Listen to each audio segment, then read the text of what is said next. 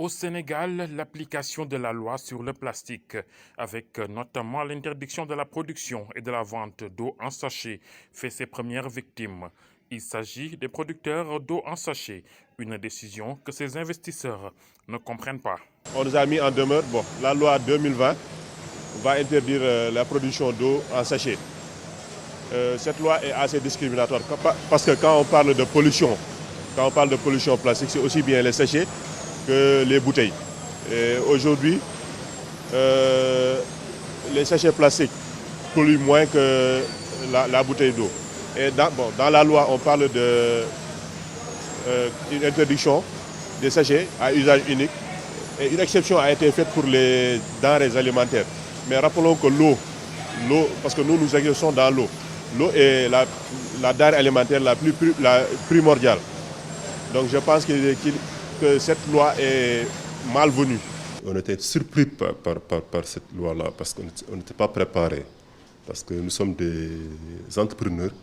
On a vu que le pays, il y a un manque de moyens, d'avoir du boulot pour assurer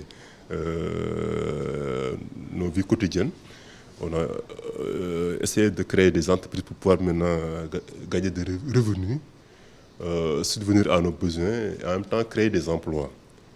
Maintenant, si toutefois qu'il y a une loi qu'on a votée pour interdire le sachet d'eau qu'on utilise, le sachet qu'on utilise comme moyen d'emballage, parce que nous on fait de l'eau qu'on filtre. C'est à partir de ces francs-là, l'autorisation que l'État nous a donnée pour qu'on puisse produire de l'eau, mais il n'y a que le sachet comme emballage. dama jàpp ne ministre bi dafa comprendre su fekkoon ne ministre bi comprendre na dinañu woo waxtaan ak ñun parce que ñun. Moi, je crois que le ministre n'a pas bien compris ce qu'il est en train de faire. S'il avait compris, il nous aurait au moins appelé à une discussion. S'il a des ennemis au Sénégal, nous n'en faisons pas partie. Sa décision va même à l'encontre de la volonté du président de la République qui a promis 65 000 emplois rien que cette année. Et ces emplois, ce n'est pas l'État qui les crée, mais le secteur privé. Ministre bi na xëyee jékki-jékki rek indil ñu loi boo xamante ni day dakk suñu liggéey sans muy proposer leneen. Donc, la voie de la médiation engagée n'a abouti à rien. Le ministre de l'Environnement, sourd aux complaintes de ces industriels, ne demande qu'une chose, la fermeture des usines de production, à défaut d'abandonner ces sachets. Dem nañu waxtaan ak moom proposé ko lu mel ni biodégradable mais moom bëggul dégg. Nous sommes allés le voir, nous avons émis des propositions telles les sachets biodégradables, mais il n'a rien voulu entendre. Sachez juste que ça ne se passera pas comme ça. Nous avons des papiers en bonne et due forme. Nous avons eu une autorisation avant de faire des investissements. Grâce à nous, plusieurs jeunes sont rentrés au pays, à commencer par moi. Donc le ministre ne peut pas se lever du jour au lendemain et nous demander d'arrêter. Donc, jël sama lépp investir ci li ma xëy un bon jour ñu ne ma arrêté. Il faut dire que le secteur de la production d'eau filtrée était en pleine expansion au Sénégal.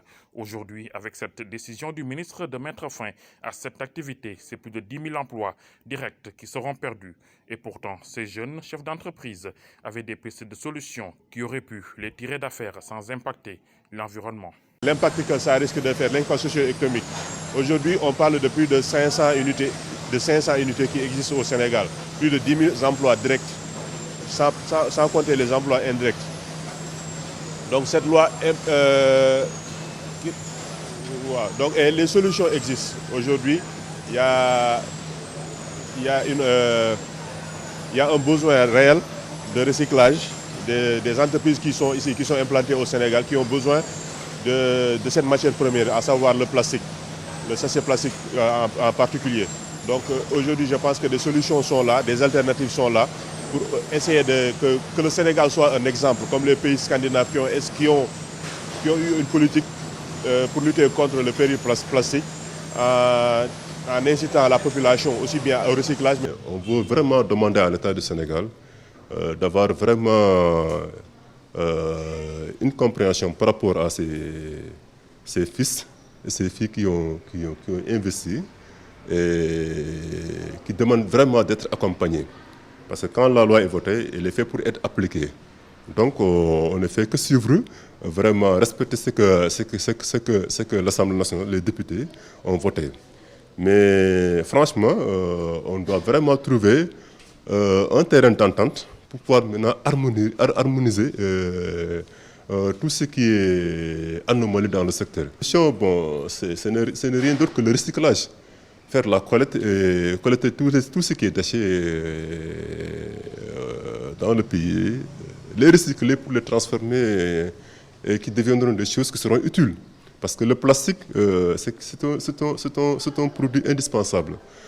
On ne peut pas faire actuellement dans le monde, tout produit qu'on fabrique, il est emballé par du plastique. La loi numéro 2020-04 du 8 janvier 2020 relative à la prévention et à la réduction de l'incidence sur l'environnement des produits plastiques interdit les produits plastiques à usage unique comme les gobelets, couvercles, pipettes et tout sachet destinés à être utilisés pour conditionner l'eau ou toute autre boisson. Elle est entrée en vigueur le 20 avril 2020.